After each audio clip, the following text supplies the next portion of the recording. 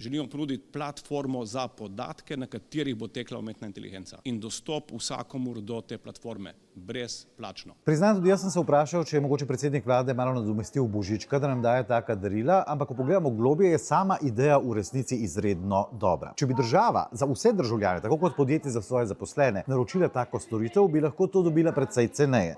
Poleg tega, kar je najpomembneje, pa bi postavila svoje pogoje varnosti. Podatki, ki jih uporabljamo na takšnih omrežjih, ne bi bili več prosto dostopni za tistega, ki jih zbira, ampak bi imela Slovenija popoln nadzor nad tem, kako se uporabljajo. Podjetja bi s tem ogromno pridobila. Predstavljate si, da bi imele tudi najmanjša podjetja dostop do vrhunskih orodij umetne inteligence, da bi lahko razvijala svoje produkte.